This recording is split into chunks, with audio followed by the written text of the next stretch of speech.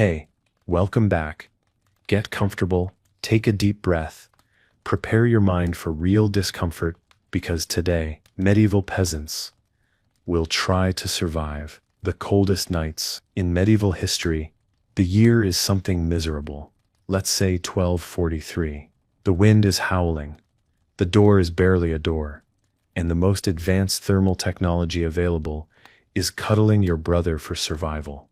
Welcome to winter in medieval Europe, where insulation is a fantasy. Private sleeping quarters are for kings and ghosts. And if your nose doesn't go numb before you fall asleep, congratulations, you died earlier that day. So how, and I mean how, did people not just freeze into historical popsicles every night? Let's start where all freezing begins. The house, or what they optimistically called a house.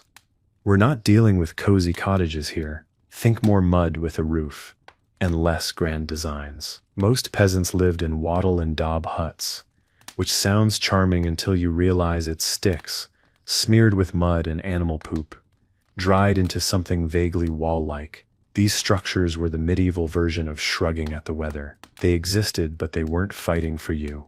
Now, that daub, the poop mud paste, actually does have insulating properties. When dry, it seals reasonably well, but cracks happen, rain seeps in, rats move in, the cold comes anyway, invited or not. And then there's the roof. Oh, the thatched roof. Essentially dry grass held together by superstition and spider webs. Thatched roofs are great at keeping out rain if maintained fanatically, but peasants didn't have spare time for roof raking on their calendars. If you're lucky, your thatch isn't rotting. If you're really lucky, there's not a family of hedgehogs living up there. Now let's peek inside. Medieval peasants lived in what were effectively one-room homes. There was no hallway, no guest bedroom, no separation of sleeping area and cooking area and toilet area, because they were all the same area, the floor. Picture it. Mom, dad, 3 kids, maybe a grandmother, possibly a cousin, and at least 1 chicken, all huddled together on a packed dirt surface, slightly warmed by a central fire and the crushing weight of generational poverty. Let's talk about that fire. The hearth, that open fire in the middle of the room, was the single source of light, warmth, and hope in the peasant home. It was life. It was sacred. It was also, fun fact, trying to kill you. Without proper chimneys in many homes, smoke would just fill the room and find its own way out, usually through your lungs, your eyes, or a hole in the roof. Peasants didn't mind. If you could see the fire, you weren't dead yet. Now, here's a fun little bedtime routine. Instead of putting out the fire before sleeping, they'd bank the coals, covering the embers with ash to keep them smoldering overnight. This way, you could restart the fire in the morning without matches, which didn't exist, or flint, which was a pain. But ash-banked coals are tricky. Too much ash, and it goes out. Too little, and you wake up to your house on fire. Sweet dreams. But surely, you ask, they had beds, right? Oh, sweet summer child. Yes, if you were lucky. The average peasant bed was either a pile of straw, a sack of straw, or, on extra miserable nights, just the straw. If they had an actual bed frame, say, some wood lifted off the ground, that was a luxury. Most didn't. Many slept on the floor directly on packed earth, which stayed cold no matter how many prayers you whispered into it. Straw bedding, known poetically as a mattress, was rarely changed. Why would you throw out a perfectly good pile of decomposing grass? That straw absorbed everything. Sweat, drool, lice, your secrets. You didn't lie down so much as merge with it. Let's zoom in on bedtime, circa December. Father gets in first because patriarchy and lies in the middle. He's the warmest. Then the children get placed around him like squishy insulation. Mother squeezes in on the side. If there's a baby, it goes under someone's armpit. If there's a piglet, that's going between your feet. Pigs give off a lot of body heat. Chickens tuck into corners. The goat sometimes comes inside. If you think I'm joking, know this: a goat was more useful than a blanket. People didn't sleep alone. That was weird. You'd either freeze, get murdered by bandits, or be assumed to be possessed by demons. Even monks who had solitary cells, often layered up so violently they resembled sentient laundry baskets. Now about those clothes, you didn't take them off. That would be insane. What, you think they had pajama sets? No, darling. You slept in what you wore that day, plus every additional tunic you owned, plus a cloak, plus your shame. You might wrap your feet in scraps of wool or old rags. If you had fur, rare, unless you trapped something, you wore it inside out, sleeping in it like some guilt-wrapped taco. And blankets. Maybe.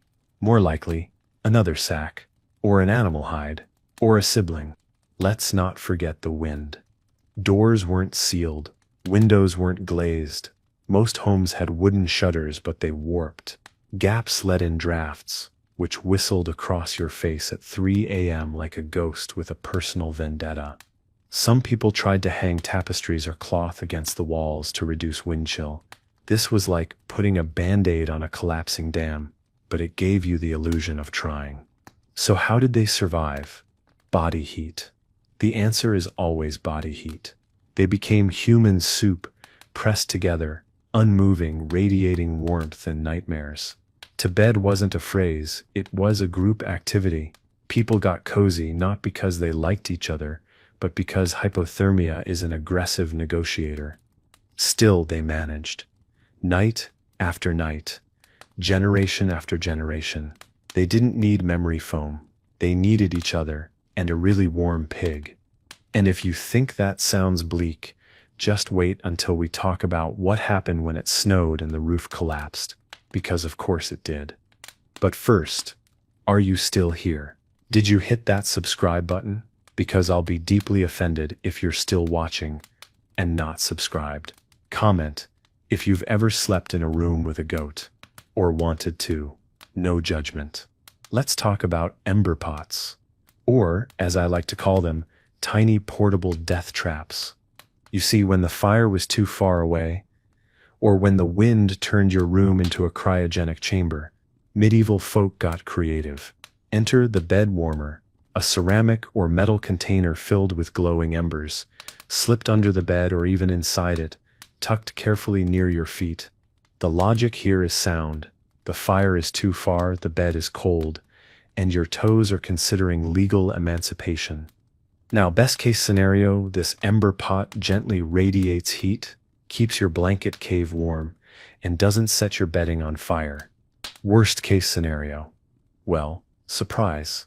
It's 2 a.m., the mattress is ablaze, and you've got no bucket, no plan, and no insurance. This wasn't rare. Straw beds, wool blankets, wooden floors. The only thing more flammable than a medieval bed was the confidence that this was a good idea. Even better, many of these homes didn't have chimneys. Nope, they had smoke holes. Literal holes in the roof to let the smoke out, assuming the wind wasn't blowing the wrong direction, and turning your home into a very cozy hell. You didn't build a chimney unless you were rich. Chimneys meant bricks, and bricks meant money.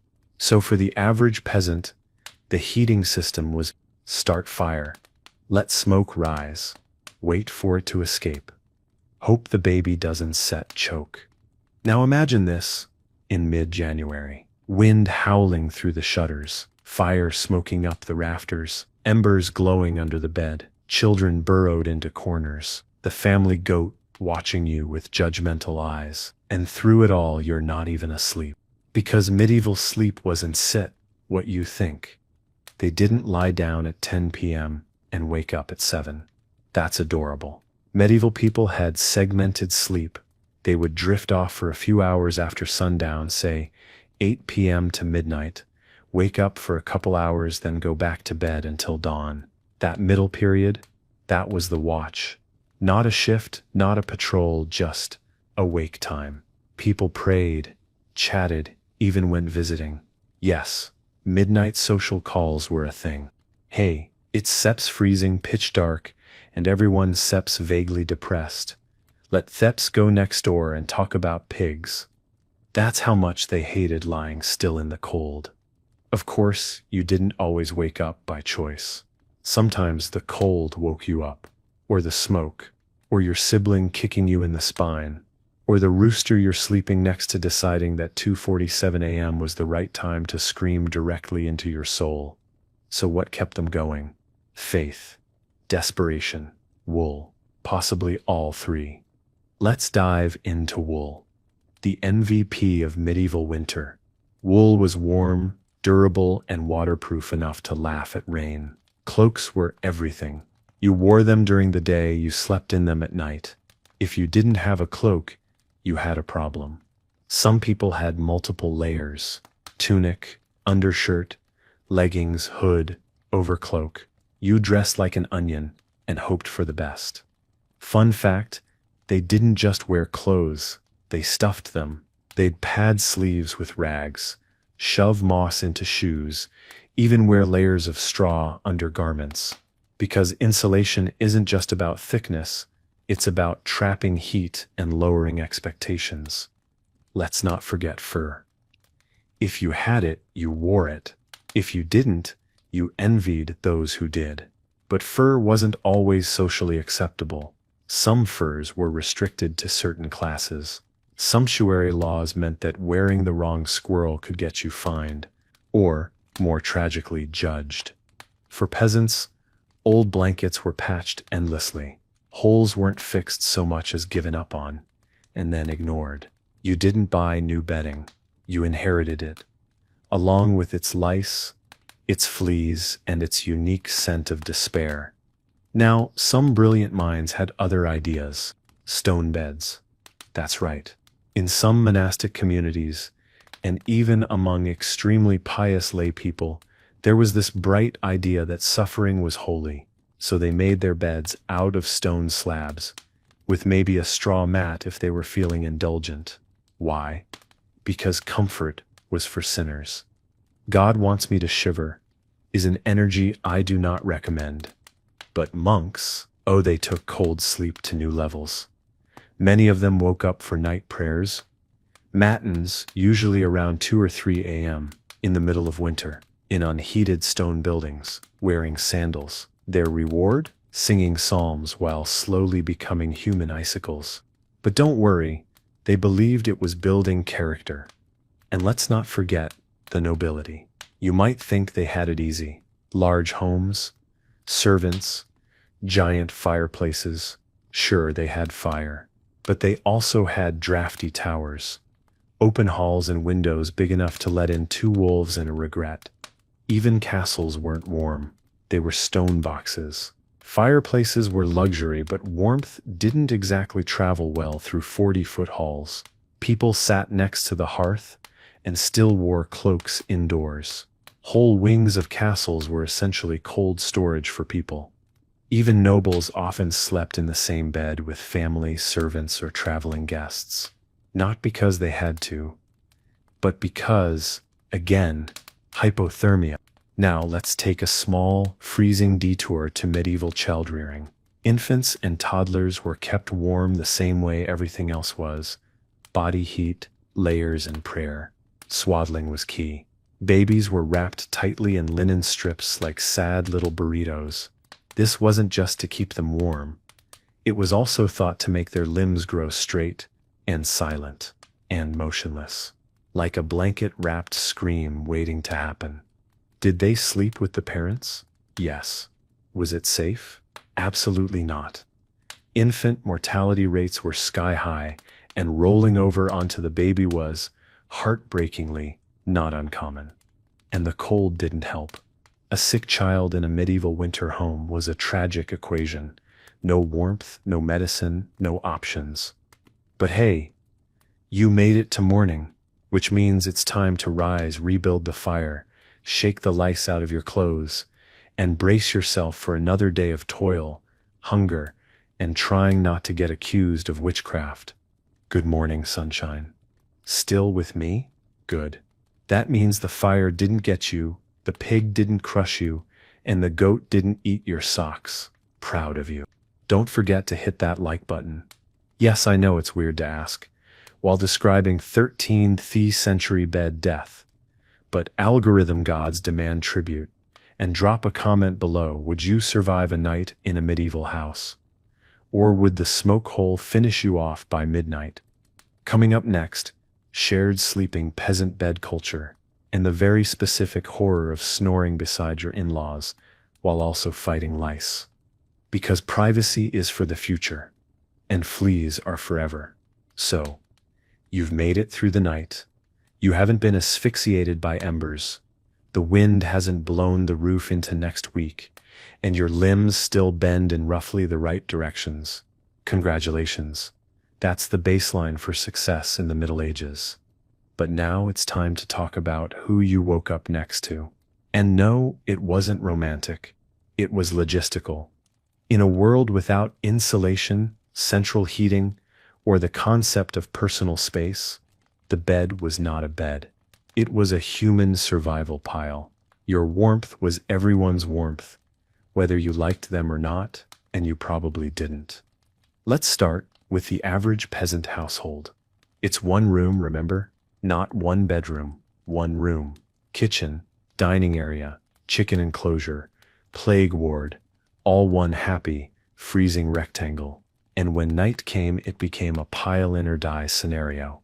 The whole family slept together. Father, mother, children, infants, elderly relatives, occasional neighbor kid, probably a goat, maybe a drunk cousin who wandered in. This wasn't optional. You didn't sleep alone unless you were rich, crazy, or dead, possibly all three. And if you're thinking, oh, that must have been sweet, a cozy bonding experience, then no.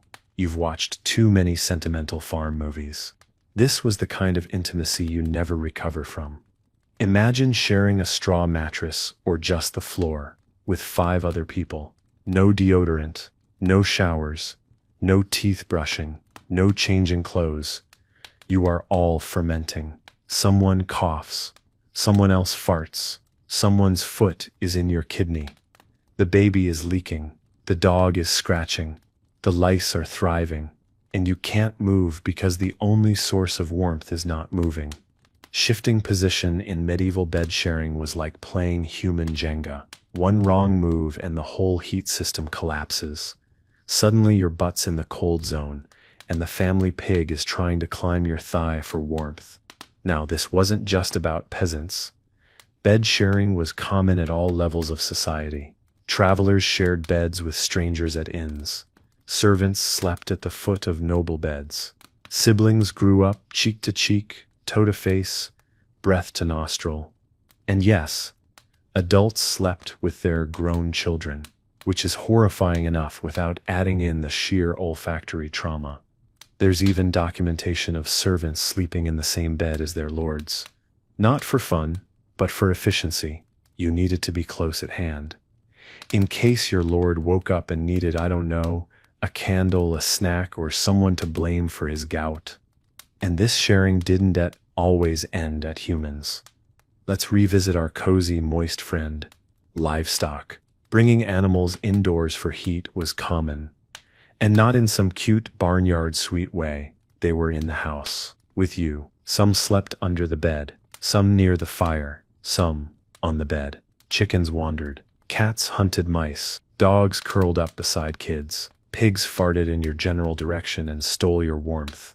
And while yes, it helped with heat, you also had to deal with the reality that your bed was also a latrine, because pigs don't care about your dignity. Now let's talk about hygiene, or rather, let's acknowledge its absence. People didn't wash up before bed. They didn't clean their feet, they didn't floss, they didn't even remove clothing. The idea of slipping into fresh linens, brushing your teeth, and lighting a lavender candle before bed would have made a medieval peasant cry with laughter, or just cry. You went to sleep dirty, sweaty, covered in the grime of the day, and you stayed that way for days, weeks. If you were lucky, months. You got a bath, maybe once a year, and only if you hadn't drowned first. You know what they did do before bed? Pick lice. With actual fingers, in actual candlelight, like deranged grooming monkeys. Lice were part of life. You had them. Your friends had them. Your blankets had them. Lice were your bedtime story, your midnight snack, and your emotional support animal. Medieval people didn't hate lice. They tolerated them. They complained about itching, but not in a "you gross" way. In a "ah yes, the price of existing" way. In fact, lice were sometimes seen as a sign of being properly pious. Monks believed the discomfort helped purify the soul. Suffering is holy was not a metaphor, it was a mattress policy. Speaking of monks, let's take a sidebar. Monks slept in dormitory-style halls. Picture a long, cold room full of straw pallets, lined up like sad tacos. There was no privacy, no curtains, no walls, just rows of quietly shivering men trying not to fart during psalms. They wore everything to bed: robes, cloaks, woolen hoods. Sometimes they even slept sitting up because lying down was considered indulgent. And if you think that sounds painful, that's because it was. That was the point. And it wasn't just religious masochism. Plenty of medieval folks believed that sleeping upright was healthier. Lying flat was thought to make your humors pool in dangerous ways. Some even feared it invited death to visit more easily, because obviously death would hesitate if you were sitting up in a weird little blanket throne. But let's go back to the peasant bed. There's a reason they never looked rested in medieval portraits. Because they weren't. They were cold, cramped, bug-bitten, crushed under their own families, and absolutely done with everything. You didn't wake up refreshed. You woke up because a rooster screamed, or a sibling peed, or your foot went numb. You got up because staying in bed was not more comfortable than the day ahead, and that should tell you everything. So why did they do it? Because they had to. Because warmth was communal. Because survival meant closeness, even if that closeness came with smells, shame, and six-legged roommates. It wasn't comfort. It was strategy. A biologically necessary mosh pit of heat and desperation. And the wildest part? They didn't even question it. This was normal. This was life. You didn't long for a better bed. You longed for a better harvest, for bread, for spring, for not coughing blood into your straw sack by February. Sleep wasn't rest. Sleep was stalling death for another night. And they got up and did it again. If you're still here, and I suspect you are because this is the kind of story that grips you like a clammy foot in the night, then you know what to do. Hit that like button. Subscribe for more historical misery, delivered with the warmth of a shared medieval blanket, and comment below. Would you rather share a bed with a medieval noble who smells like wine and incense, or a peasant who smells like onions and goat? Choose your fighter. So far, we've established that medieval people slept in the cold, in filth, under livestock, and on what can only be described as cursed hay piles. But now we must address something far darker. What did they eat before bed? And how, dear viewer, did they live with the consequences? If you think modern indigestion is bad, try it after a medieval dinner. A typical evening meal for a peasant was a pungent, fibrous avalanche of everything your body doesn't want before lying down. Think boiled cabbage, mystery beans, black bread so dense it could block a trebuchet, and salted pork that had seen things, all washed down with ale, because the water might kill you, but alcohol only made you loud. Let's pause for a second. Imagine lying in bed, after eating an entire plate of boiled root vegetables, unidentifiable legumes, and meat that's 60% salt and 40% regret. Now imagine you're wearing 4 layers of wool, sandwiched between 2 relatives, and you're not allowed to roll over. Welcome to medieval bedtime. The term for what came next is set rest. It's das fermentation. Internal, external, spiritual. Because digestion in the Middle Ages wasn't smooth. There were no enzymes, no probiotics, no gut health trends, just flatulence, bloating, and praying your spleen didn't explode. Peasants were walking pressure cookers, and nightfall was when the steam valve opened. That's right. We're talking about medieval night farts. You knew we'd get here eventually. This is history, not a perfume ad. Let's say you fire lying next to your uncle. He had extra leeks with dinner. The fire seps out. The room is sealed to keep the cold out. And then a noise emerges. Soft, menacing, philosophical. You pretend you didn't hear it, but your eyes are already watering. In the medieval world, this was known as the devil knocking. Not literally, but close. Some believed bad dreams were caused by demons sitting on your chest. Personally, I think it was just Uncle Cabbage Breath crop dusting you in a wool cocoon. But let's not pick on the peasants. Nobles weren't immune. They ate richer, which is a polite way of saying they were even gassier. Picture this: roasted meats, slathered in spicy sauces, often to cover up how rancid they were, pies filled with mystery meats, and desserts made from dried fruits, honey, and unexamined hubris. All of this topped off with flagons of wine and zero knowledge of portion control. And they didn't get Tums. They got bleeding, purging, and hoping not to die. Some thought flatulence was healthy. Others believed it was dangerous. Some monks fasted to avoid bodily noises. Others just blamed Satan and moved on. One medieval medical text actually suggests eating parsley to moderate the winds, which is hilarious because parsley was only available to people who weren't poor, and if you had access to it, you probably also had a private bed and didn't have to weaponize your digestion. Speaking of medical wisdom, here sits a gem.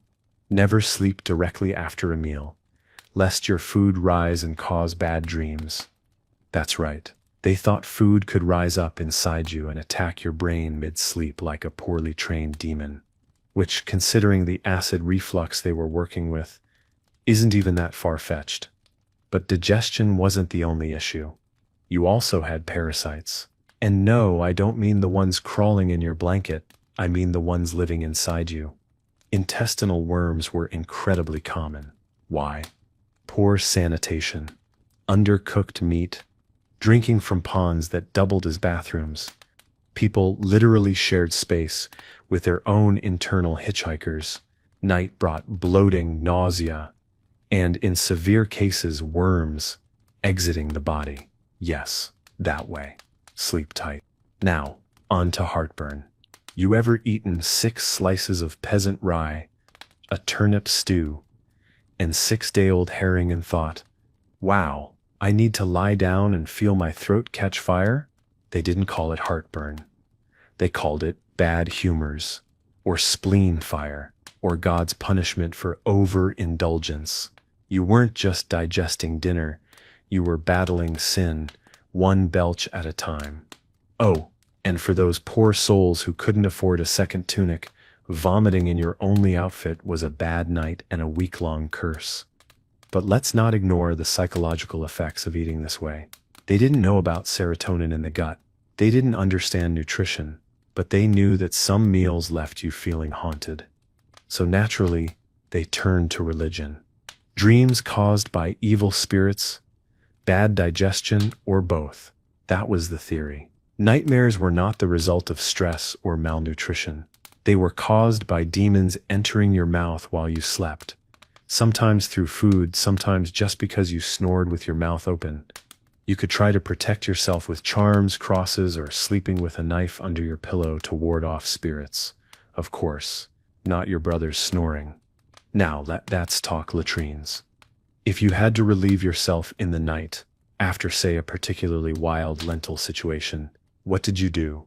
If you were poor, you used a chamber pot, or you went outside, or you didn't make it and had to hope no one noticed. If you were rich, you used a garderobe, a lovely little stone protrusion that let your waist fall directly into the moat. Some just held it all night. Imagine the self-control, the trust in your own intestines. Every night was a gamble, a high-stakes pressure cooker of shame and fermented beans. And remember, you're doing all of this while pressed cheek to cheek with your family in a pitch-dark room that smells like wet wood, boiled cabbage, and betrayal. Now, for bonus points. Imagine you're a woman. Sleep after a full day of grinding grain, carrying water, cooking for 10 people, possibly giving birth that morning, and you don't even get your own corner of the mattress. You sleep curled around a child, 1 foot in a pig trough, and you wake up before sunrise to do it all again. Yes, women were the real sleep warriors of the Middle Ages. And for those really lucky childbirth at night, on a straw bed with no painkillers, no medical knowledge, and a midwife whose best advice is bite on this wood and scream into the goat. But hey, at least you had dinner beforehand, salted pork and prayers. Delicious. Let's pause. If you're still watching, bless you. You're stronger than medieval digestion. Drop a comment and tell me what's the worst thing you've ever eaten before bed. If it made you hallucinate, you're officially in the club. You've eaten your cabbage. You've cursed your brother for kicking you in the shin. You've survived the ritual fart storm. And now, finally, you're asleep. Or trying to be, because the fire's out. The wind's howling. The pig is snoring. And the darkness isn't just dark. It's biblically oppressive. Welcome to the medieval night, where the cold wasn't the only thing that crept in. Medieval Europe was deeply superstitious, and the hours after sunset, that was when the veil between worlds got floppy. People believed the night belonged to spirits, not in the cute twinkly way, but in the your dead uncle is standing at the end of your bed asking about oats kind of way. They didn't have horror films. They had real life, and worse, their own imaginations. Let's start with the classic, the demon sitting on your chest. This wasn't a figure of speech. It was a widely shared belief across Europe. The phenomenon we now call sleep paralysis, waking up unable to move, feeling pressure, sometimes seeing hallucinations, was, in their eyes, a literal demonic attack.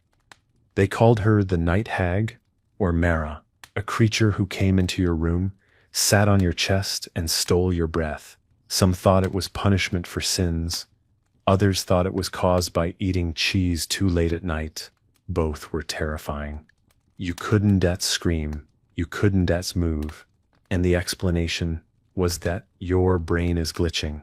It was a ghost is riding your ribcage like a sadistic pony.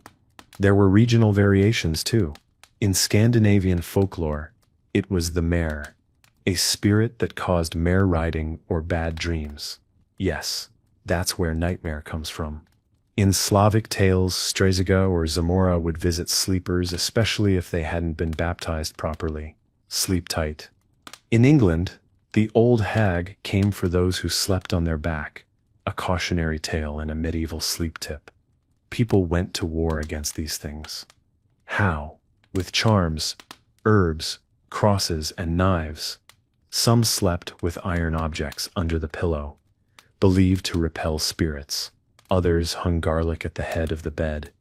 Because vampires and demons both hate salad ingredients, apparently. And some clutched religious relics like sleep-deprived gremlins, hoping Saint whoever had a night shift. But even with protection, fear lingered. Dreams weren't just dreams. They were omens, visitations, or prophecies. If you dreamed of water, death might be coming. If you dreamed of teeth, someone close to you was in danger. If you dreamed of anything remotely sexual, congratulations, you were now morally compromised and should probably whip yourself a few times before breakfast. People wrote down their dreams. Some even had dream interpreters. There were whole books dedicated to decoding what your brain barfed up after a meal of spoiled rye. And speaking of rye, have you heard of ergotism? Sometimes, grain would get infected with ergot, a hallucinogenic fungus. When eaten, it caused convulsions, hallucinations, and delusions, basically an accidental acid trip brought to you by medieval baking. Entire villages would fall into psychosis and call it a curse. or witchcraft, or divine punishment for that one time you milked the neighbor's cow without asking. So, if you're lying in bed, stomach full of bad bread, brain full of religious trauma, and your uncle's corpse just walked in to ask where you buried his shoes, congratulations. You're having a classic ergot dream. But the fear didn't stop with demons and food fungi. Ghosts were a real problem. If someone died improperly, without confession, without burial, or with unfinished business, it was believed they might rise and haunt the living, not in a fun who way, but in a whispering in your ear at 3 a.m. and sitting on your rafters like a sad owl way. People had rituals to prevent this. Bodies were buried with coins, herbs, or stakes. You might even bind the feet of the dead so they couldn't walk. That's how bad things were. The plan was to trip the ghost if it came back.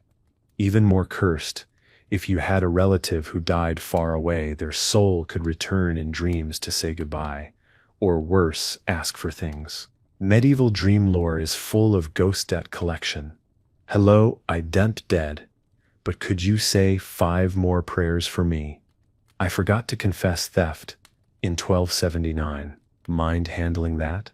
And of course, I died in sin. Sorry, you till be haunted now. It wasn't just demons.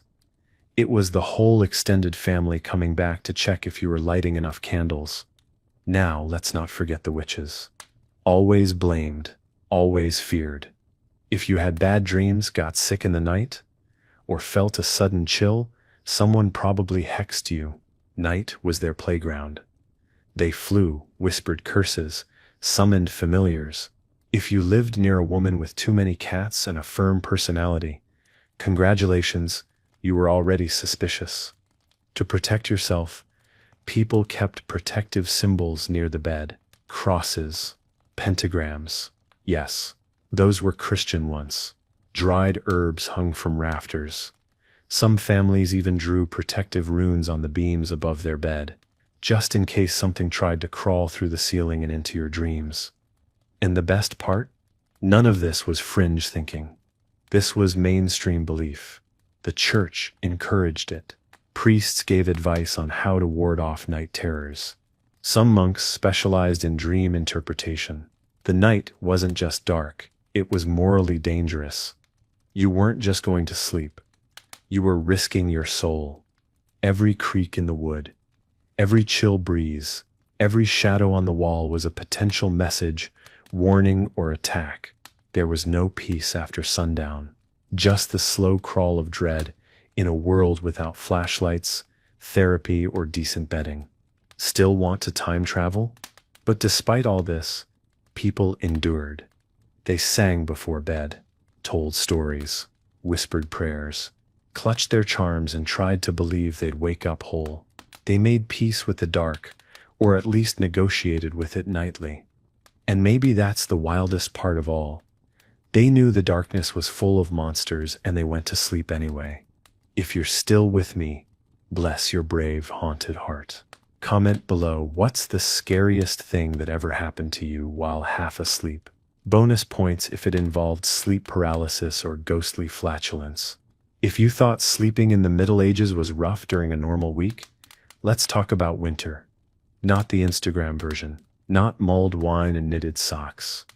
I stem talking about bone-cracking, sunless 4-month frost purgatory, where the only source of light is your neighbor's Sip's hut catching fire, and your motivation to get up in the morning is somewhere between 0 and might as well die. Because medieval winter didn't at play. The days were short. The nights were long. And by long, I mean endless. You could go to bed around sunset, say 4:30 p.m., and still have half the night left by the time you woke up coughing through the second sleep. And so peasants did what any reasonable mammal would do. They semi-hibernated. Not full bear mode, there was still work to be done. Animals to feed, fires to manage, but the body naturally slowed. People slept longer, moved less, and generally existed in a sluggish, half-alive state that honestly sounds kind of great. Until you remember they were doing this in filth, hunger, and spiritual despair. The science checks out, by the way. Modern research into pre-industrial sleep shows that when exposed to only natural light, human circadian rhythms adjust to longer periods of rest during winter, up to 14 hours of sleep per night. But this wasn't luxury. This was cold-induced survival mode, a physical shutdown to conserve energy, heat, and emotional bandwidth. You didn't wake up and seize the day. You woke up and thought, is it still night? Am I still breathing? Are my toes still attached? And then you went back to sleep. The first second sleep model was especially pronounced in winter. People would fall asleep early, very early, then wake sometime after midnight. During this time, they might stoke the fire, check on the animals, pray, maybe even eat a quick bite of stale something before crawling back under the pig-scented covers for round 2. Sleep as a 2-act play. Act 1. Unconscious cold survival. Intermission. Mild existential dread. Act 2. Dreaming of food you never afford. And while we're on the subject, let's talk about the mental toll. Because seasonal affective disorder isn't a modern invention. It just wasn't called that in the 1300s. Back then, it was called melancholia, or an excess of black bile. If that sounds like a Victorian cocktail, it's not. It's a debilitating psychological state that they blamed on the wrong organ. People got sad, very sad. And in winter, sadness wasn't just a mood, it was a whole vibe. You had no sunlight, no fresh food, no vitamins, no distractions, just darkness, silence, and intrusive thoughts about wolves and the mortality rate. And no, you couldn't go for a walk to clear your head. Not unless you wanted frostbite or to get lost in a foggy field and die dramatically. So people leaned into it. Depression became spiritual. Clergy wrote about the sin of sloth, not laziness, but a deep, numbing despair that made people want to do nothing. They called it acedia. And monks were especially afflicted. Imagine trying to pray 6 times a day, barefoot, hungry, surrounded by coughing old men, and realizing you're too depressed to chant. That's acedia. It was monastic burnout meets seasonal sadness, and it made winter feel like emotional treacle. There were prayers against it, sermons, accusations of sin, but no real solutions. Because what could you do? You couldn't turn on lights. You couldn't warm up the room. You couldn't eat citrus or take a vacation. You sat in the dark and tried not to collapse emotionally into the soup. Even in secular life, people changed their entire rhythms. Work slowed, markets closed earlier, tasks became minimal. If you weren't cutting wood, fixing roofs, or burying someone, your job was basically don't die. And that meant sleeping. A lot.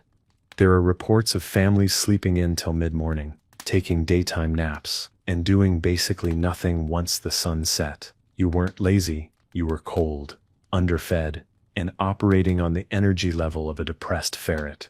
So while the modern world screams about hustle culture, medieval peasants were ahead of the game. They invented slow living, not by choice, but still. And the only thing that could wake you up from your seasonal slump? Fear, wolves, thieves, disease, fire. Nothing jolts you out of melancholic slumber like the howl of something hungry outside your door, or the crackling sound of your roof giving up. And so the winter nights became a paradox. Deep sleep plus constant threat. You needed rest to survive, but also alertness to keep from dying in your sleep. You had to listen for noises, for shifting straw, for coughing that sounded too wet to be casual. Which meant that even at their most rested, no one slept well. And when spring came, the fog lifted, not just from the fields, but from people's souls. Sunshine returned, days lengthened, food grew again. People re-emerged, squinting, emotionally reborn. It wasn't just seasonal, it was spiritual reset, a reminder that darkness wasn't permanent, that warmth would come again, that maybe, just maybe, this year your roof would hold out till April. Still here?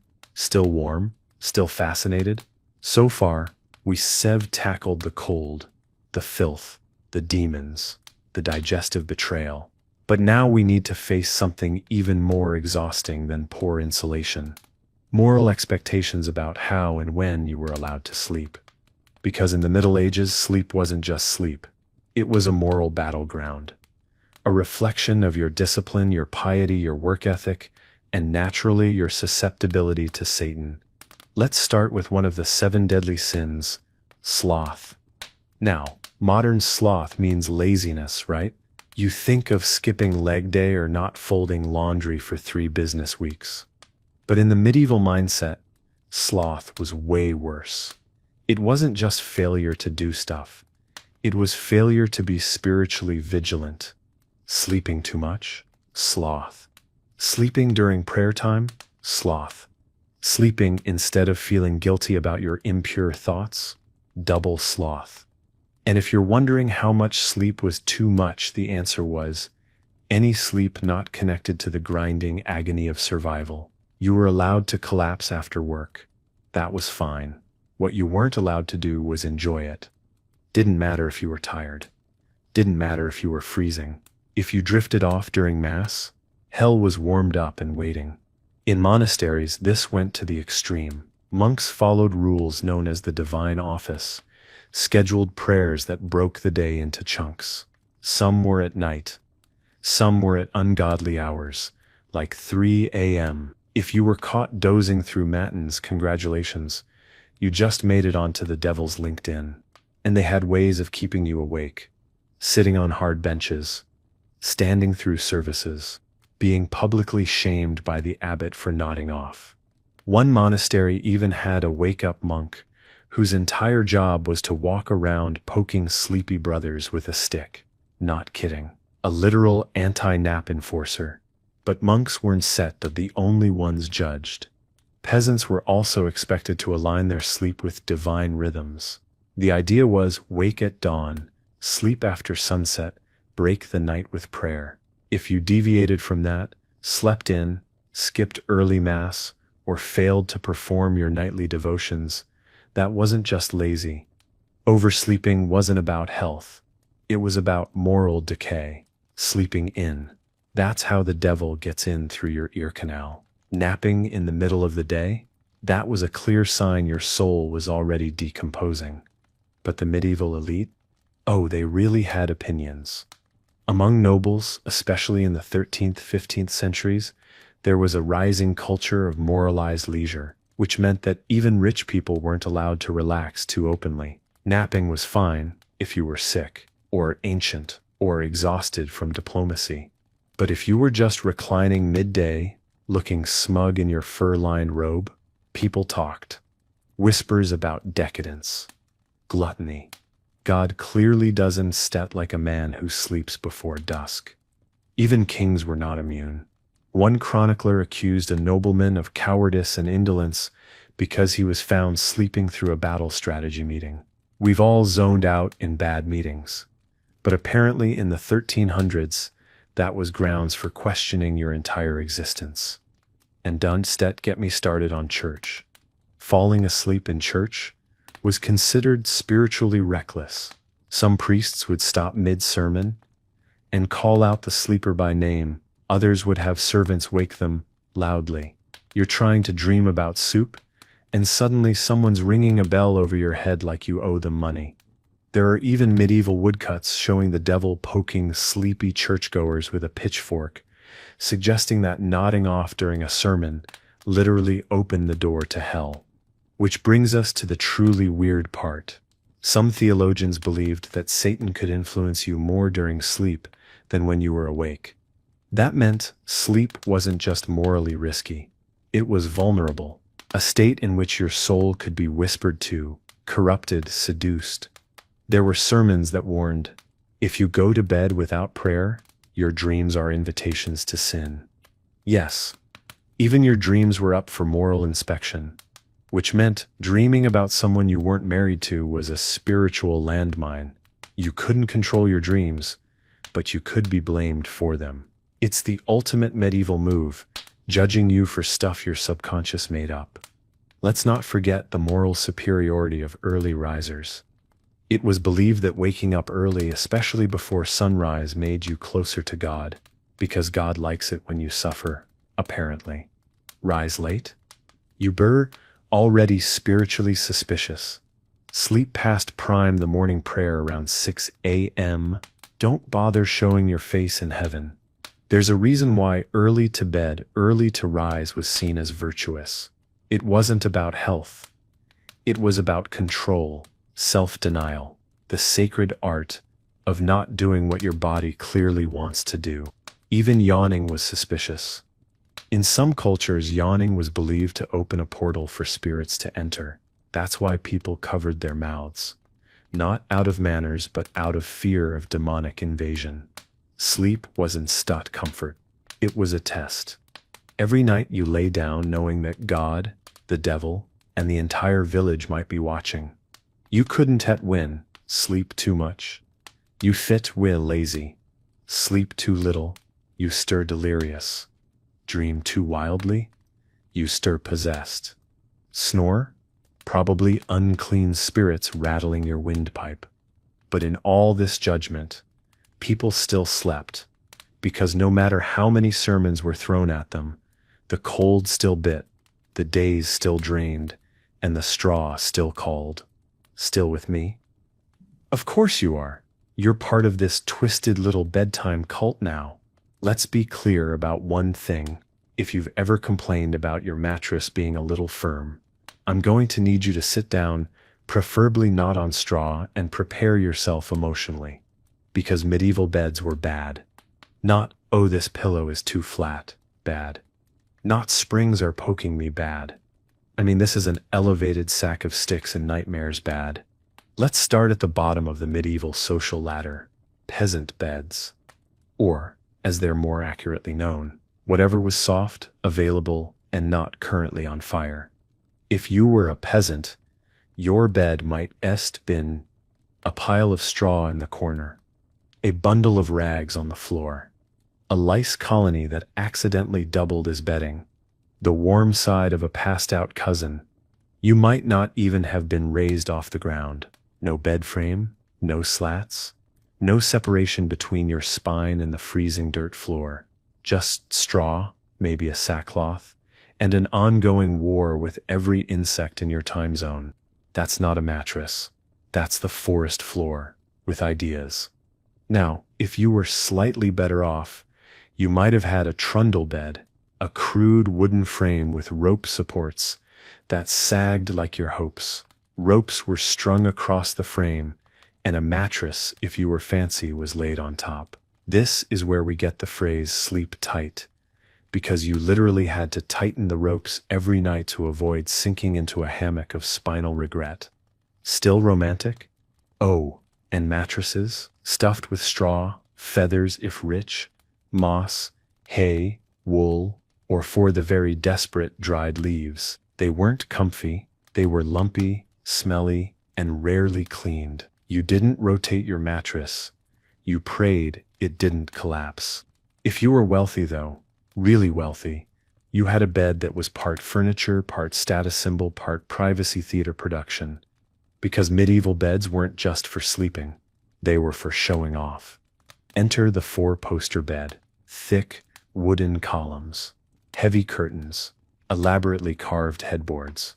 It wasn't about comfort. It was about saying, I own this. I paid someone to carve my initials into it, and yes, I sleep like a Gothic painting. The curtains weren't just for drama either. They were functional. In the cold, drafty stone halls of noble homes and castles, the bed was its own little heat pod. You'd draw the curtains closed to trap warmth, essentially creating a human oven, fueled by your own body and seasonal depression. These curtains also created privacy, which was rare. In noble houses, you didn't have your own bedroom. You might sleep in the same room, even the same bed as families, servants, advisors, or traveling knights. You're the duke of whatever, and also sharing pillow lice with a guy named Roderick from accounting. Privacy was so rare that some people held meetings in bed. Yes, business in bed, not sexy business. Land transfer negotiations. You'd be lying down, half-dressed, and someone would walk in like, "Let vets talk about sheep taxes." No wonder everyone was angry all the time. Now, pillows. Let's get petty about pillows. Peasants? No pillows. If your neck needed support, too bad. You could roll up some rags or rest your head on your arm, but otherwise your cervical spine was freelancing. If you had a pillow, you protected it with your life. Pillows were stuffed with straw, feathers, or whatever animal hadn't escaped the stuffing process. They weren't soft. They were head bricks. But they meant something. Pillows were so closely associated with wealth and status that, in some places, commoners weren't allowed to own them. I repeat, there were laws, actual laws, limiting who could own a pillow. That's how unfair the world was. You could starve, die of exposure, be murdered by a goose, but God help you if you had an unauthorized cushion. Blankets. Same deal. If you had a wool blanket, you were doing well. If you had fur, you were either rich or a bear. Most people shared one blanket among several bodies. A noble's bed might have multiple layers: linen sheets, woolen covers, fur throws, decorative cloth. They were stacked like a heat sandwich. Peasants? One damp, suspiciously crunchy square of fabric that hadn't been washed since last harvest. And then there were bed accessories, stuff that modern you would call cute or decorative and medieval people called protection from death. Like bed hangings embroidered with prayers to keep spirits out, or herbs stuffed under the mattress to ward off bad dreams. Some folks slept with knives under their pillows, not for intruders, but for ghosts. Because when your sleep environment is that hostile, you start weaponizing your furniture. And speaking of hostility, bed bugs. They existed. They thrived. They were considered normal. No one burned the mattress. They just scratched and dealt with it. If you had bed bugs, you weren't dirty. You were alive. Now let's rewind for a second. Let's say you're a medieval noble. You have a grand bed, an ornate canopy, carved wood, heavy velvet curtains. Your servants fluff your mattress with goose feathers, or pretend to. You've got a fire nearby, tapestries on the walls to keep the chill out, maybe even a dog to warm your feet. Guess what? You fear still miserable. Because that mattress, it's uneven. The stuffing shifts. The sheets are rough. The fire only warms one side of the room, and you're probably sleeping in a room with 5 other people, one of whom is coughing blood, and the other is farting through a gout attack. Modern mattresses are ergonomic, hypoallergenic, spine-aligned miracles by comparison. Memory foam, adjustable bases, weighted blankets. Medieval people would have thought you were a wizard. You, yes you, have better sleep tech than any king before 1600. You don't have to tighten ropes before bed. You don't share your blanket with livestock. You don't wake up in fear of bed demons, ghost uncles, or being summoned to battle in your underpants. Your worst sleep night? Better than Charlemagne that's best. That SIP's not opinion. That SIP's furniture-based fact. Still here? Still smug about your mattress? So let's say it's midnight. You've had your cabbage. The fire is low. The pig has finally stopped making demonic wheezing sounds. The lice have settled in for the evening, and yet you're still awake. Your eyes are open. Your mind's racing. You're staring into the smoky void of your ceiling, wondering if that draft is from the window, or from something you don't want to name. Congratulations. You have medieval insomnia, and I regret to inform you that it's about to get deeply unhinged. Because while modern people blame stress, caffeine, blue light, or existential dread for their sleeplessness, medieval people had a slightly more chaotic menu of causes: bad humors, sin, demonic interference. Eating the wrong cheese. Standing too close to the moon. Being cursed. Looking at a woman with nice ankles sometime in 1274. Let's start with the basics. According to medieval medical theory, aka stuff Galen said, and no one questioned for 1,000 years, the body was made up of 4 humors: blood, phlegm, black bile, and yellow bile. If they got out of balance, things went sideways. Couldn't sleep, probably too much yellow bile, or not enough phlegm, or possibly your spleen was angry, and you deserved it. One doctor claimed that a dry brain and an overheated liver were primary causes of insomnia. Another said your sleep was blocked by vapors rising from undigested food. Translation: you ate like trash, and now your dreams are blocked by gas ghosts. So, how did they fix it? Let's begin with the obvious herbs. Medieval herbalists swore by plants like valerian root, known as all heal, which is confident. Poppy, yes, literal opium, just casually brewed in teas like a bedtime war crime. Lettuce, because apparently boiling lettuce and drinking the water was believed to be a calming sleep tonic. Side effect: wanting to die of boredom.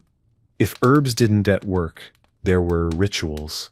One 15th century sleep remedy recommends tying a bag of chamomile and motherwort to your thigh, while reciting a psalm and facing east.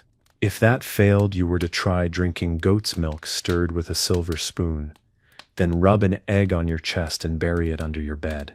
Science? No. Desperation? Absolutely. Then there were the truly cursed cures, like this one from a 14th century folk remedy book. Take the heart of a bat, grind it with wine and apply it to the temples, because nothing says restful sleep like borrowing traits from a nocturnal sky rat. Or, my personal favorite, the French recipe that involved crushing 3 beetles, mixing them with honey, smearing it on your eyelids, and then praying you didn't go blind. Still awake? Not for long, probably. Either the potion works or the trauma does. But wait. Let's not forget the urine thing. Oh yes. Some doctors believed that drinking the urine of a calm, healthy child would rebalance your humors and restore proper rest. That's not medicine. That's a misdemeanor. And if none of these physical tricks worked, you turned to the spiritual, because everyone knew insomnia could also be caused by sin. A guilty conscience, a lie told, a lustful glance. That's why you're awake at 2 a.m., staring at the rafters while a demon licks your toes. Solution: confession. Or if the priest was asleep, whipping yourself softly while whispering Hail Marys into your goat blanket. Real thing. Some also believed insomnia was punishment for not doing your night prayers. So they doubled down: more prayers, more candles, more muttered psalms while rocking in the corner like a penitential raccoon. Others tried pilgrimage sleep charms, little cloth bags with relics, saint hair or holy dirt sewn inside. You wore it around your neck. Didn't always help you sleep, but it did make you more flammable, so there's that. And let's not forget the more socially toxic explanations. Witchcraft. If your insomnia came on suddenly, especially if you also felt anxious, itchy, or horny, it was probably a spell cast by that woman with the weird smile and the loud hens. Countermeasures: salt in the corners, iron under your bed, sleeping in a circle of garlic and St. John's wort, like you're both seasoning yourself and trying to scare off Dracula. Now let's pretend you're not a peasant. You're a noble with insomnia. What do? First, blame the servants. Second, demand a bath. Heated baths were believed to open the pores and calm the brain. Just don't fall asleep in it. Many did. Bad ending. Third, call the physician, who prescribes something absurdly expensive and ineffective, like saffron wine infused with peacock feather. If that fails, get up. Read a psalter. Write a letter. Walk the cold halls until your feet go numb and your soul forgets what rest feels like. Because one of the most common responses to insomnia, across all classes, was getting up and doing stuff. That middle of the night watch period we talked about, that wasn't just structured, it was embraced. You were expected to make use of that time. Some people prayed, some sewed, some wrote down their dreams and tried to decode them like they were haunted Sudoku. Others just stared at the fire and hoped not to die. But no one just lay there thinking this is fine. Because they knew sleep was fragile, fleeting, a gift from God, unless God was mad. And if it disappeared for too long, something was wrong with your soul, your body, or the world. Still with me? Or are you curled up trying to decide if your dry brain is overheating your liver? Let's be real. Babies are chaos. Loud, leaky, unpredictable chaos in any century. But in the Middle Ages, babies were chaos without central heating, diapers, or the expectation that they'd survive the month. So how did they sleep? Briefly, fitfully, and usually while being swaddled like a poorly wrapped burrito full of existential risk. Swaddling wasn't optional. It was a universal medieval parenting tactic. You wrapped the child tight, straitjacket style, in linen strips to keep the limbs straight, because if babies moved too much, they'd grow up crooked, which was bad for their soul and their future field plowing form. Some babies were swaddled for up to 9 months. Not unwrapped, just re-swaddled, changed like a tiny, furious mummy. You were a warm bundle of future peasantry, and you stayed that way. And where did the little linen logs sleep? If you were poor, on the same straw pile as everyone else. If you were richer, in a cradle, a wooden box that rocked just enough to launch a child. If you tripped over it in the dark. There were also hanging cradles, slings suspended from beams. These were both adorable and extremely swing too hard. And it's a lawsuit energy. But no matter where the baby slept, someone always slept next to it. Infants didn't get alone time. They got breastfed in the dark, comforted by half-asleep parents, and covered by the same scratchy, louse-ridden blanket as everyone else. Co-sleeping wasn't a lifestyle. It was survival. If the baby didn't share your body heat, it froze. End of story.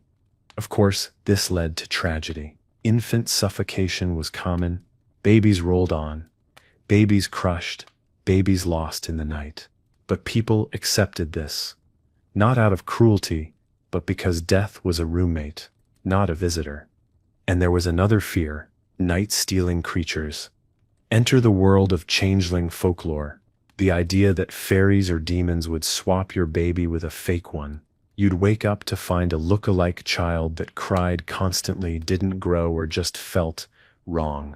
You know, like every baby at 3 a.m. To protect against this, you left iron near the cradle. You hung charms, herbs, or garlic. You never left the baby alone, because that's when the little people struck. Some mothers went so far as to mark their child with a cross, burn a bit of hair, or whisper protective spells before bed, just in case something tried to climb in through the window and trade up. And yes, sometimes if a baby cried too much, they really believed it was no longer their child. This wasn't neglect. This was fear mixed with folklore, mixed with the crushing weight of zero education and lots of death. Nighttime routines for children were mostly feed the baby, wrap the baby, pray the baby survives the night. No stories, no lullabies. Unless you count whispered psalms with panic in your throat. No gentle white noise machines, just the sounds of fire popping, dogs scratching, someone coughing blood, and your baby making noises that sound increasingly like Latin backwards. Older children slept in the same bed, or next to the bed, sometimes with parents, sometimes stacked like luggage with other siblings. Privacy didn't exist, and neither did bedtime routines. Sleep hygiene was fall down. Stay there until someone wakes you. Try not to pee on the straw. Children were not babied. You were only coddled if you were rich. If you were poor, you were useful the second you could walk, sometimes before. You were expected to sleep wherever there was room, often next to the hearth. Sometimes in the loft under a roof that hissed wind and mice droppings. If you were cold, you didn't complain. You curled up and practiced being quiet. Because no one had time for your feelings. And sickness? There were no baby thermometers, no humidifiers, no Tylenol. If your child had a fever at night, you prayed and hoped. Maybe you called the village healer, who rubbed onion water on their feet and told you to burn a hen sip's feather and throw it over your shoulder. Did it work? No, but it felt like action. If the child died in the night, which was heartbreakingly common, you mourned quietly and moved on, because death wasn't shocking. It was built into the rhythm of life. And yet, even in the bleakness, there was care.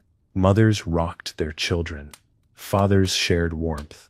Siblings whispered and held each other under the threadbare sheet. No one had much, but what they had, they shared.